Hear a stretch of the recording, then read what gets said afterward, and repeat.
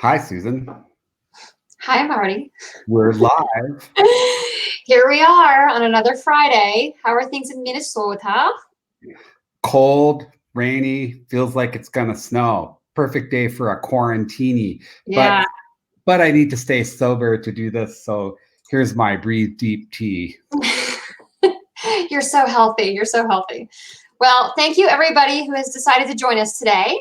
Marty and I are going to be discussing the role and change of behavior in user behavior specifically during times of crisis. So times of crisis being the times we're in right now. Yeah, exactly. So instead of saying in crisis, we'll talk about now. So one of the things we've been looking at over the past few weeks is just how things like search behavior have changed, how things like paid social behavior is changing, how ad revenues are changing, how spend is changing. So we've pulled a lot of information that we're going to share today. Kind of the overarching thing that we've been thinking about and talking about as we go through all this and as we see the data is what's been interesting, especially in search, is that we're seeing some areas where the demand has stayed the same, which is surprising. But then there's also areas where the search demand has taken off. But the thing that gets interesting for brands is that even though the search trends are getting higher, it's probably a different person than they're used to servicing. So they might be used to people that kind of know what they're looking for and they don't have to have things explained to them. But now that people are stuck at home and they're taking up new hobbies or they want to get around to things they've never done, there's a lot of people that don't really know what they're doing yet and they're new to some of the areas that are being searched. So we put together some data that we're going to share with you from Google Trends just to kind of see, some of them are very obvious as far as what are search topics that have picked up? What are some of the ones that are surprising? And then just some discussion around, for these ones that have taken off, what are some things that brands need to consider as they communicate with these new people? Because they're not the normal customer. And it's a unique time in that they're getting a whole bunch of new users, possibly new customers. So how do you make sure that you are accounting for those people that may not have been your core demographic in the past? And then what are the things that you do moving forward to make sure that you continue to service them ongoing? Because eventually this will end. So the hope is that you're creating lifelong fans that are going to be with your brand forever. So figuring out the ways to do that. So also, a lot of the changes that have taken place are really obvious. Like everyone knows that people are searching more for wipes or masks or gloves or things like that. Those are the obvious things that are happening in this crisis at this time. But the delivery mechanism for products has been radically changed and some of it will stick. And we spent quite a bit of time in Google Trends looking through search behavior. And it will be interesting to note what we think will stick, what we think is a blip. So without further ado, why don't I share my screen, Susan? Yep, go for it. I know, it's the share screen button. Let's see. It's easiest with two monitors. Works best on a good computer. Thanks a lot. That's great. Screen one. Susan, did you notice that I went all Pulp Fiction with my glasses today? I did. 70s called. It's good for you. Thanks. With my UMD, I just want you to know the UMD Bulldogs would have won their third straight national championship, and you can't prove anything different to me. So all across the top of my computer, you can see those are all Google Trends tabs, and we're going to go on an excursion right now. And the first one to discuss is curbside. Curbside, because bazillions of people, this is a 5-year look for curbside.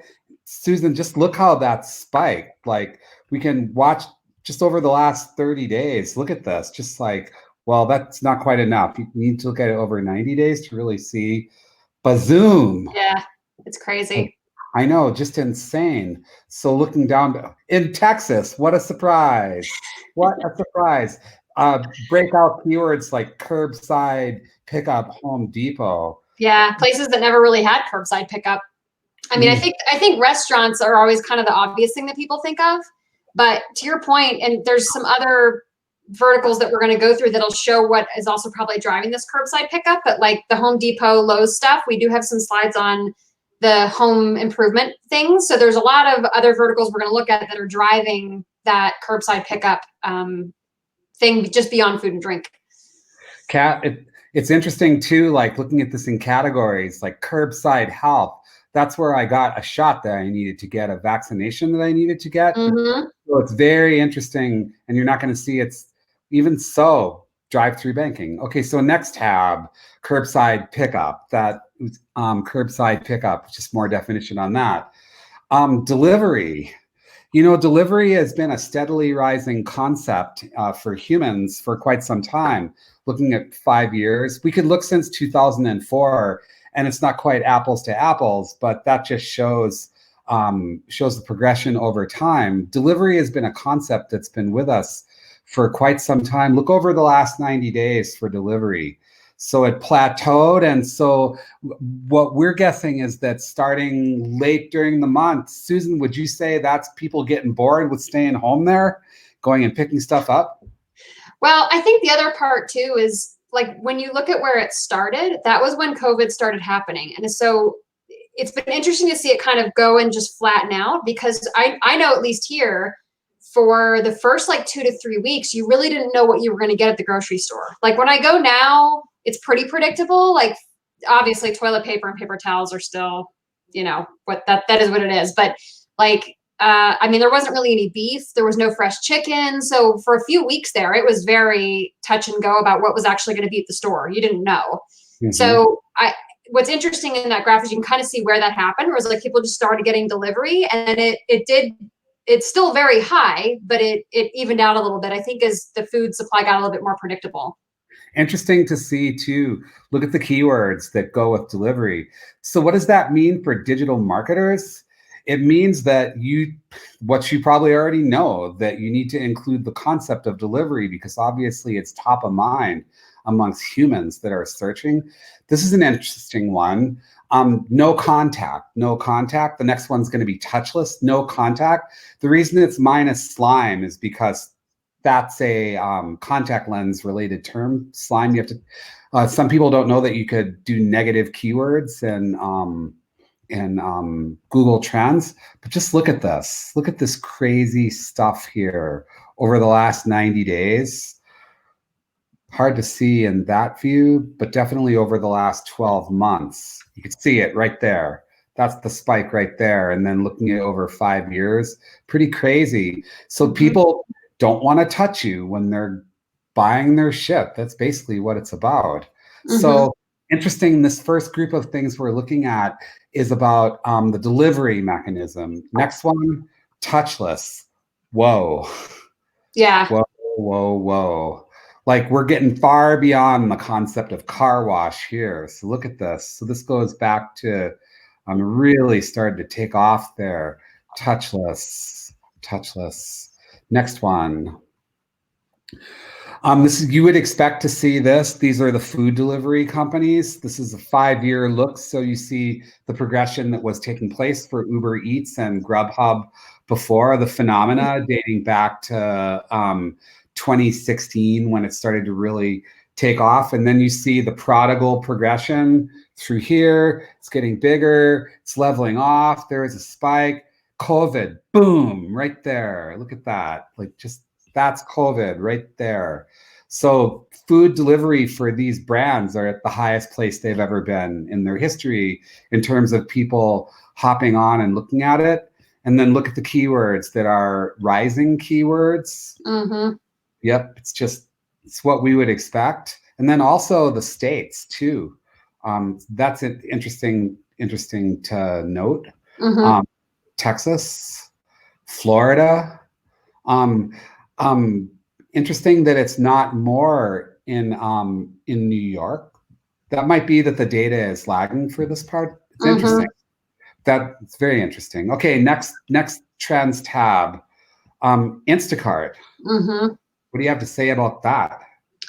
I mean, I think this goes to the other thing too. It's kind of funny to see it falling off. So it's anecdotal, but I feel like I keep reading about a lot of people that, they ordered Instacart, and I guess I don't order from them, so I don't know, but I guess it's like if the item you ordered isn't there, they can substitute other things. And so I've seen funny posts from people that are like, they were out of this, so they gave me 3 of these, and it has like nothing to do with what they got. So when you see the drop off, I don't know how much of that is that people now feel comfortable going out versus people aren't happy with the service. It could be a mix of both. But it's just been interesting to see the drop there. If I were Instacart, I wouldn't be very happy about these numbers. What I think is that I tried to order Instacart and they wouldn't give me a delivery window. They just said, you'll get it within 2 days. And I'm going, I need mushrooms now. I'm out of eggs. Like, send my shit over. Like, so if I'm Instacart, this bothers me quite a bit to see it spike like that. I'd much rather see it spike and then have a plateau. Let's see. Now, here's something that's really interesting. This came out of a presentation that we made to a bunch of tourism businesses. So this is a 5-year look at fishing, and let's look at the first 2, fishing and recreational vehicles. Fishing is in blue, and you could trace it. There's the normal seasonal highs and lows. If you look at that for Minnesota, however, it's not quite so seasonal because there's ice fishing here, which is barbaric in my opinion, but it's a great reason to drink. Ice fishing is a peppermint schnapps and Jägermeister delivery mechanism, if you ask me. Right. That, and recreational vehicle also. Interesting window into the cultural view of Minnesota and Wisconsin. It's true. Yeah, because I can think of something to do other than sit and stare into a hole in the ice. Never mind. Some of my dear friends are ice fisher people, and I have done it. And I'm a summer fisher people. Anyhow, I digress. What's really interesting about that is that fishing for the last 5 years in blue has been undergoing its normal seasonal cycles, and every year it gets a little higher or stays about the same. Have a look, folks, at the end on the right. Fishing interest is right where it should be right now. So people aren't leaving their homes to go fishing much, but they're dreaming about it. Same thing for recreational vehicle. It might be slightly dampened. It might be a little behind where it should be for this time of year, but it looks like we're having a seasonal cycle. And Susan, you're a recreational vehicle kind of person. How much have you been out in your RV this spring? None. We took one trip the week before everything closed. We went to the national or the state park down the way, and we had a great time. And that was when we found out that Sadie's school was going to be closed for at least 2 weeks, and then they closed all the parks. So we canceled all our trips for the summer, and it's just sitting there like a hunk of metal now. But I know for your family that the interest in RV camping has not waned. Your daughter drew a fire pit on the asphalt with her chalk. Baby. Yeah. So very interesting to know. However, that is not even across all interests. Not even, because if you look at hunting and gold and trace it from left to right, you see it's going through its normal seasonal cycles. It's growing. Last year was down just a little in the peak, but we're not anywhere near where we should be in the climb. Same thing for camping. We're not where we should be in the climb in terms of generally mirroring what's happening with fishing and RV camping. You'll see that camping is making a tiny bit of a recovery, but mostly hunting and camping are limping along. So the takeaway here is that your users who may be interested in an activity that they cannot partake in may still be interested in it, even though they're not doing it or shopping for it. So as marketers, we need to play to their interest. It's a perfect time to build a 120-day cookie pool for your RV people or your fishing people, and get ready to market to them and message to them and say you'll be ready when things open back up, because the interest is there. Don't miss it. Yeah, agree. Okay, next tab. ATV, go figure. Maybe because ATVs are something you could easily do with just someone from your household. Maybe it's a more singular activity than other things. But interest in all-terrain vehicles as a topic has never been higher in the last 5 years. Interesting. That's interesting. Anyway, so let's see where that is. It's in Maine, it's in West Virginia, Yep. Mississippi, Wyoming, the wide open spaces, Mhm. Idaho, People with a Utah. lot of land. Yeah, people with a lot of land. Yeah. So if you're an ATV person, or if you're a company that sells except clothing, that could be that would be something you could do. Say you're a clothing company and your normal audiences are tough wear for hunting, and ATVs are a vertical for you, but not necessarily a primary audience. Put your money into marketing to people who are interested in ATVs and paid social, or searching for specific clothing for ATVs. Like, if you're a verticalized company that sells to more than one niche, search out the topics that comprise the verticals for your products, see what's hot and what's not, and focus on the parts of your audiences that are. Agree. And I think, to your point, think through how you have to change your messaging for that too. Right. If you're used to just messaging a certain way, but now you're going into a very specific niche of that, you need to get savvier about how those people talk, how they search, how they think about what it is they're going to buy. And if you say you sell clothing that's for hunting or clothing that's for camping, you usually sell by search, maybe go into psychographic, social interest targeting, and market to people who are into ATVs and into hunting. And you may have a more active vertical or sub-vertical there, right? Yep. Okay, let's go to the next tab. This is what happens when Susan and Marty have unlimited time together with Google Trends on a Friday. Resorts. I'm sorry. I'm sorry about that. Like, so bad. The resorts are really interesting. They're Twin Peaks, right? That's July through August, and that's December. Resorts have this twin peak thing where it's winter, summer, winter, summer, winter, summer. Well, a lot of times you find that there's high demand right after Christmas because families get together and then plan their get together over the summer. So you tend to see like high searches in Christmas to January because all the families are together and like, when are we going to see each other this year? And they plan something for the summer. Yep, and this camel hump stuff is normal. And so here you go, winter, last summer. Then January's interest in resorts was really super high. And that jives with what we've seen, because like our clients, they were more booked after this January than they usually would be. And then we're heading to our summer, bang, it just disappears. And you could see it's kind of limp here. It would be interesting to note here geographically to study where like dividing this out, and to see.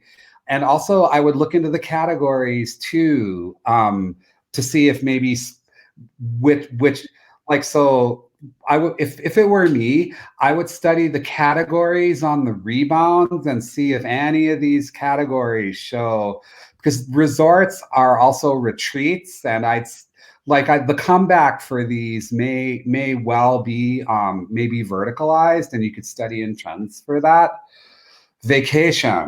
Vacation for the last 5 years, same thing. Vacation gives you the camel hump. It's pretty classic. We've seen it as long as we've had search data. We've had January, June, December 25th, June. Like, we've seen the camel hump with the relative pause in interest when people go back to school.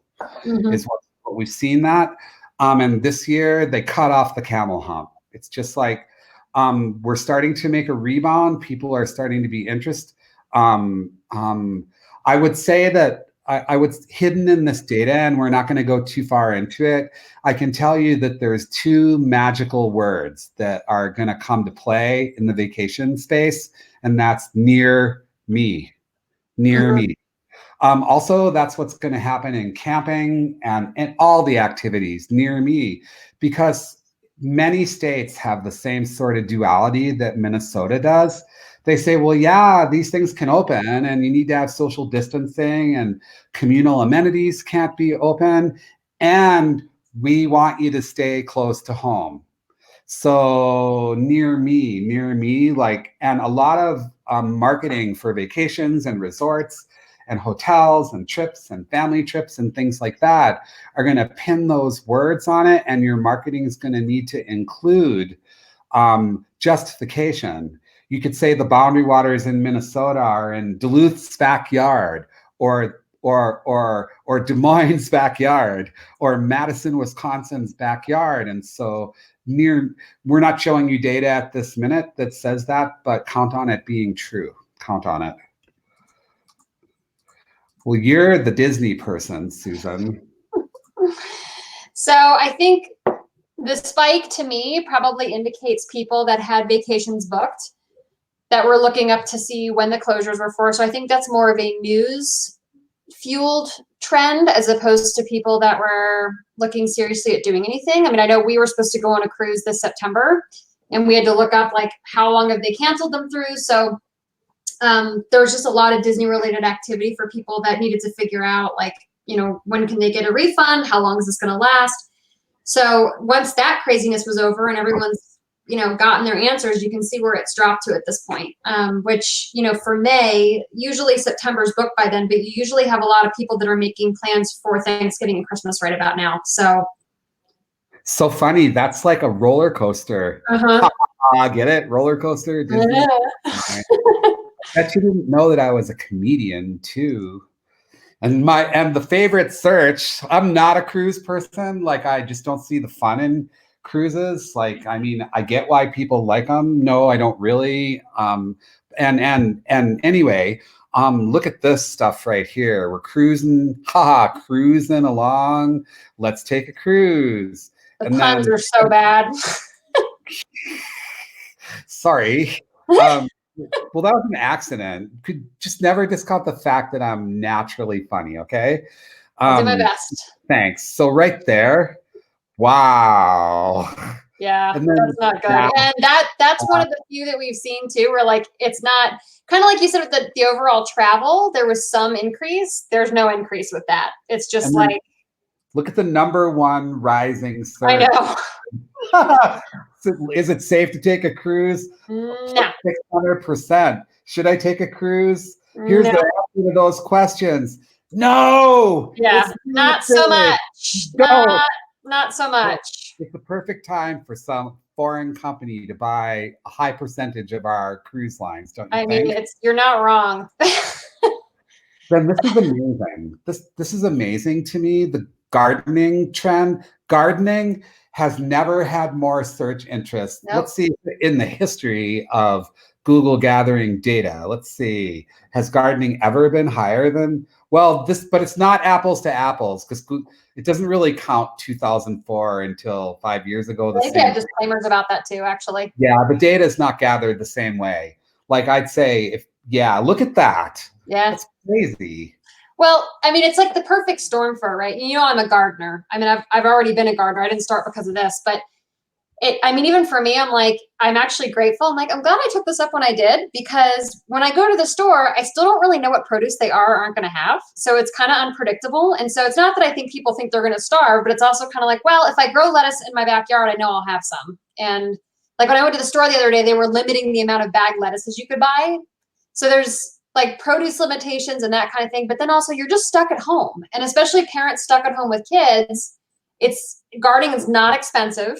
It's like you get something for your effort, right? So it's got like this multiple reward system going for it. So here's a couple of interesting notes about the gardening data. And I think this is pretty big data here. This is a lot of data.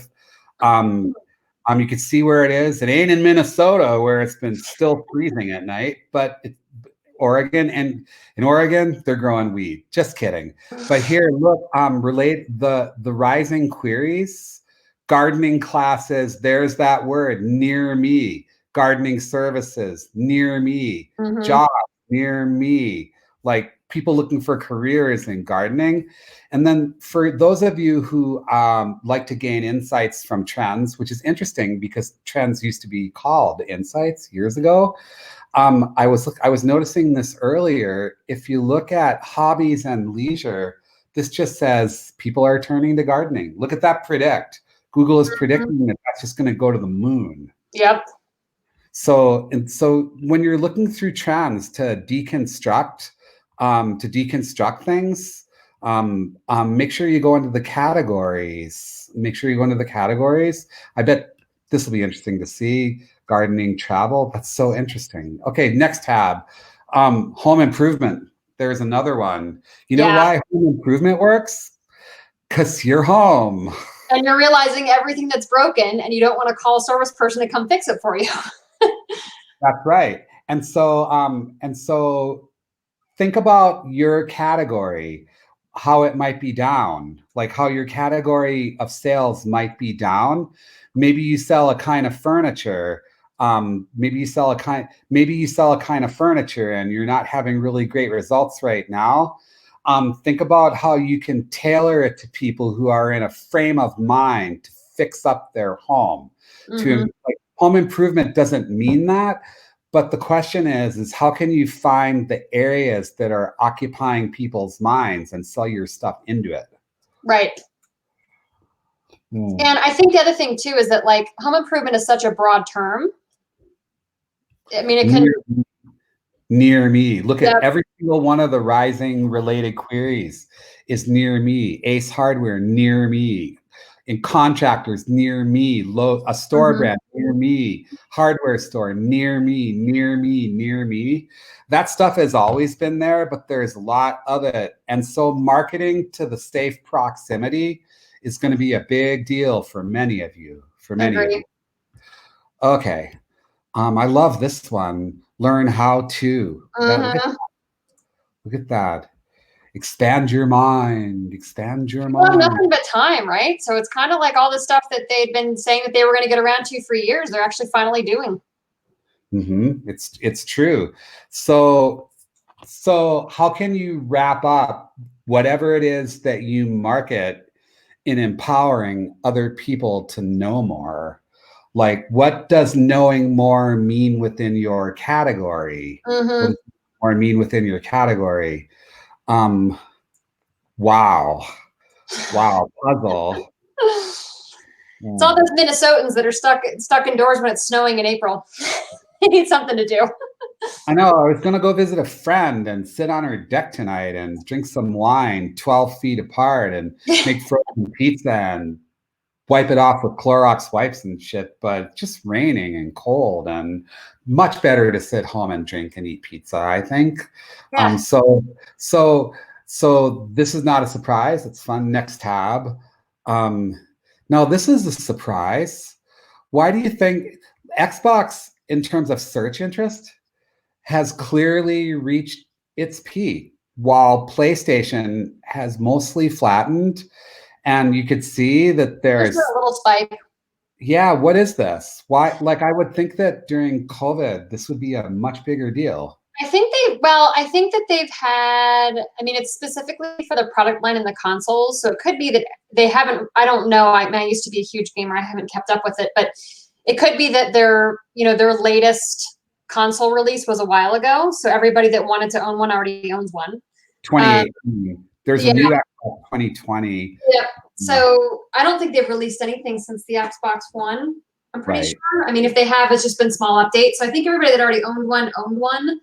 And so much of it is online gaming that they're probably doing their searching through the box itself, right? Like they're connecting the network and they're just searching for what they want to play there. That's my guess.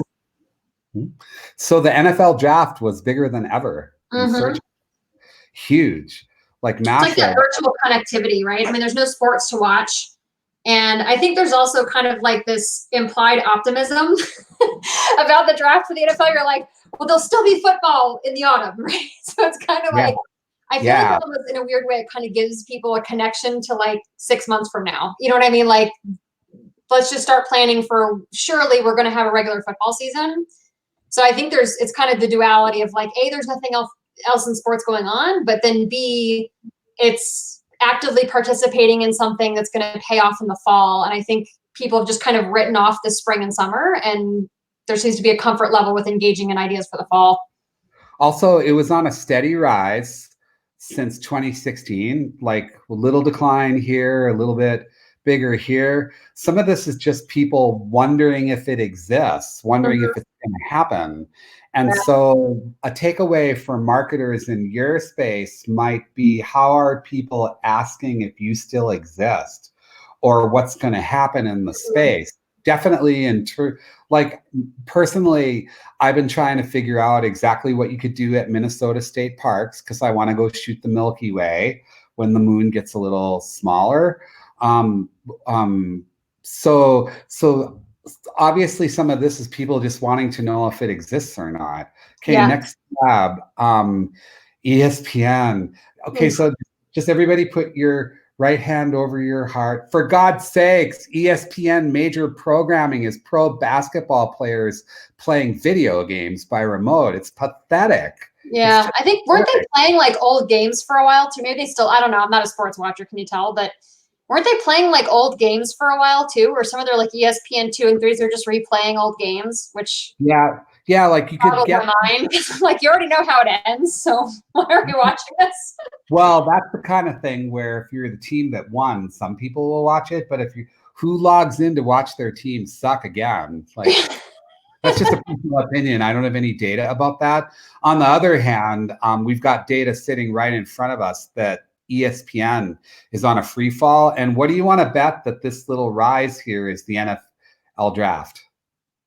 Oh, that's a good point. I bet it is. You're right. Did it happen on ESPN? Probably. Yeah. Okay, next. Minnesota Twins. Whoa, the Twinkies. Yikes. Yikes. Well, there's always this drop off, but not into the Grand Canyon, never to recover. Like you see, it's struggling here, and then it's just sitting here in all its pathetic glory. Like, it's just bad. Yeah, it's like, pretty bad. It's pretty bad. Like, so we had a question as to whether maybe that's just because it's the Minnesota Twins. I mean, I will say that I went to the World Series in 1989 and watched the Minnesota Twins win the World Series against St. Louis, and they won against it in 91, and we haven't had a lot of fun since then. And sadly, Kirby Puckett passed away. And so, I mean, anyway, so here's the New York Yankees. And remember that New York, once again, is ground zero. Like, they're experiencing a lot of trouble in New York. It's the epicenter for the coronavirus outbreak in America or the world. We have many friends, many friends in New York. Aimclear has many friends. And their mind's not on the Yankees right now, not like usual. Like, we should be beginning the rebound heading into the World Series at this time. Yeah. So people aren't thinking about sports. Microsoft Teams, that's a very interesting one. Anything with business and cloud computing has been interesting. I know you and I looked at Slack and we didn't really see a big difference, but Microsoft Teams, I've noticed, has been getting a lot of PR hits, and that's really where they've been concentrating. A lot of their advertising focus had been on their cloud stuff, so they were already poised to do pretty well. I mean, that had really been the direction that they were going. So the timing kind of worked in their favor, but it's just interesting to see such. I feel like from a cloud computing perspective, this was the biggest spike that you and I came across, because they've been around. It just nobody really knew that Teams was a thing. And it's gotten a lot of positive press too for its usability and all that kind of thing. So it's interesting to see. So this is really interesting, and I think that there's stuff hidden between the lines here. The search term is buy car, car, and here you see the COVID decline. Yep. But then, if your car breaks, ultimately you're going to need a car. I mean, if you're in a place that needs a car. Well, the other thing is too, don't, I'm going to steal your pun. Don't discount. Sorry. That's pathetic. I'm bogged down in dad humor forever. They've been releasing, I don't know if you've seen these incentives, but it's like no payments for 6 months. They're financing for 7 years. Like, they're practically giving cars away right now. So that's kind of the other pieces. I feel like it fell, but I'm wondering how much of that increased demand is just because people's cars are dead and it is what it is, but also they're giving these ridiculously good offers right now on cars. So you see that the valleys, usually like the traditional lows in the buy cars like keyword cycle are the 75 line, and we're back up to our traditional low and starting down again. It's interesting, very interesting. Next, homeschool. Yeah. Homeschool. We feel their pain. I can tell you that. We're definitely feeling their pain. I mean, Sadie's been out of school since March. And, you know, I know a lot of us, I mean, most of us at Aimclear have kids. So we've been talking a lot about just kind of like how parents are just trading back and forth during the day, how we're keeping them occupied. And there's just kind of this dawning, I mean, Steve and I were just talking about it earlier. We were like, we don't know if she's going back to school in September. So there may be virtual curriculum, but it's kind of like, how do you backfill the lessons? How do you backfill the skills that they should be learning? And yes, fortunately, my kids are all grown up. So I'm sure you're enjoying the close family time out there right now. But seriously, this is a great example of a space that kind of blew up way out of its normal cyclical pattern. Yeah. Like it blew way up. So the question to ask is, out of all the things that you sell or market, how can they help people that are selling at home? It's true that most marketers verticalize their things. They make a software, a SaaS. It works really great for accountants, lawyers, or other spaces. And so they have their buckets of people that they usually sell to. If the thing that you market falls into an obvious area of growth, then that makes it easy. But if you want to, it's a really great time to do this kind of trends study and figure out how your product could fit into that. They're homeschooling. What sorts of things would help you market better at home? Like, what do you have to buy that you wouldn't need before? You probably didn't have to have as many dry markers or erasers, or like what. You don't have to know the answer to that question, but if you're somebody who's marketing something that's having trouble right now, look at it, reverse engineer that, study trends, look at what spaces are going wild beyond measure and sell into those spaces. Yeah, and that goes back to kind of the piece about understanding who it is you're talking to, and that it's probably not the person you're used to, right? So for something like homeschool, that's such a decentralized thing. It's like there's, you know, homeschool curriculums and stuff, but coming into it as a parent, it's overwhelming because you don't know what each of these curriculums are. Some are religious based, some are not. Like there's a lot to figure out. So, you know, in a space like that, that doesn't have like a really greatly known brand, or it's not mainstream, you're servicing a very different level of user than normal, right? So it's like in the past, it's been parents that have chosen to homeschool versus parents that are forced to. So understanding the challenges that come with that are extra important. Package up the things that go with homeschooling and provide content resources to help parents do it. Exactly. And now you're preaching to the choir with your marketing efforts. Yep. Next tab. Oh, we could just have a moment of silence here. I'm so afraid there's not going to be a Macy's Day Parade anymore. And that's like my thing that I watch every year. I know, it's like from data like this, it makes me really leery that these companies are going to survive. Because we could look at Macy's, which is the largest search interest one between Nordstrom, Bloomingdale, and the almost late Sears. And you'll see that Macy's has always had its seasonal thing. And let's see, and that's Christmas time and the parade and Hanukkah and Kwanzaa and all holidays. And then, but here's the thing that's of concern. It was maintaining. It was, even as Amazon was rising, we'll look at Amazon next. Yeah. These department stores were kind of holding their own. You can see that Sears kind of fell out of the pattern here. But the concerning part is that even going to make it up to the low ebb again? Yeah, that's what I'm thinking. Right. So interesting. Look at Amazon. Amazon's been a steady rise. Yeah. Well, I think they would have been a steeper rise, but they had setbacks because they had to stop the third-party fulfillment of anything that wasn't necessary. And so I think, now they're starting to open that back up, but they still don't have the shipping times they did. So what's interesting is it kind of shows that their biggest ace in the hole really was the Prime delivery piece of it. I mean, they have a huge selection and everything, but the fast shipping was always kind of their big thing. And so now that they haven't been able to do that, it's kind of funny to see, even though they've grown, it's probably not as much as you would think that it would have during this time, with people not wanting to leave their houses and they don't want strange people in their house and all that kind of thing. It hasn't grown as much as one might expect. So what's interesting? What's interesting here? Well, there's lots interesting here. If you go farther, and you could this really spells it out for retail.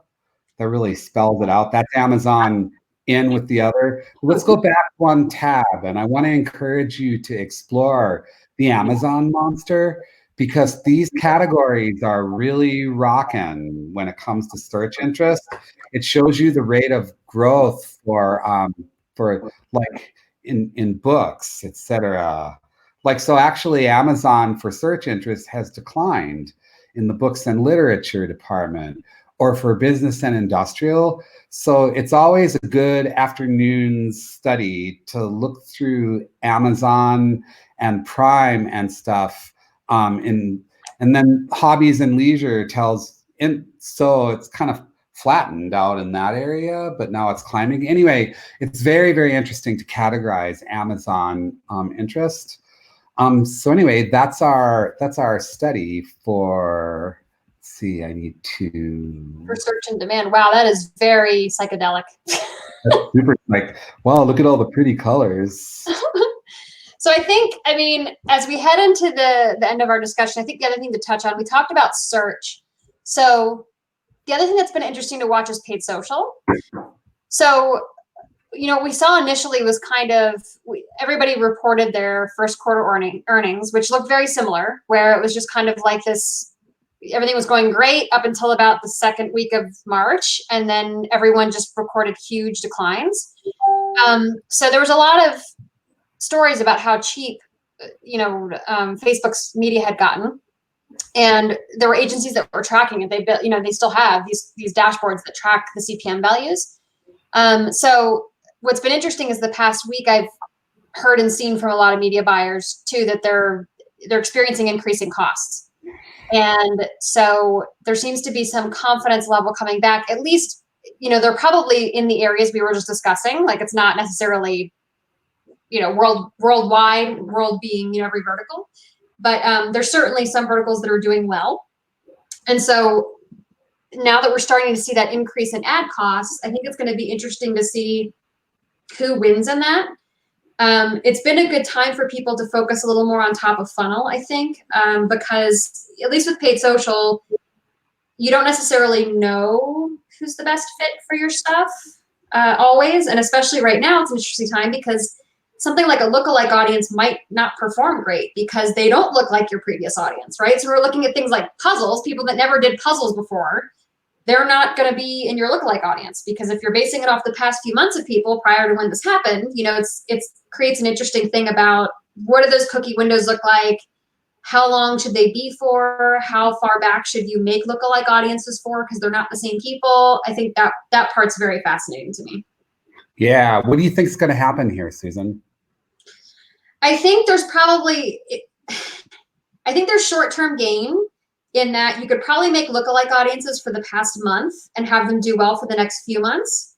But I think the previous audiences you have are still going to be very important because eventually the people that decide to stick with, if let's say it's the gardening people, right?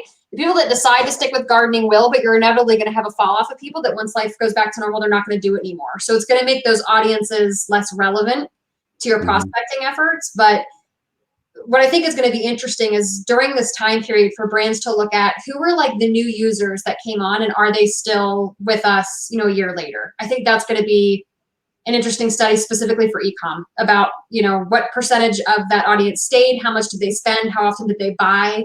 I think their patterns are going to look very different than their typical user that they've had up until now. Well, okay. Thanks for hanging out with us for our excursion into Google Trends today. Hope that it's been interesting for you and maybe spark some ideas for you. It was a pleasure to wheel out my Pulp Fiction prescriptions for today. And hope everybody has a fantastic weekend. And Susan, hang in there with your Sadie. Everybody be careful out there. Wash your hands and be safe. See you next week. Thanks, everybody.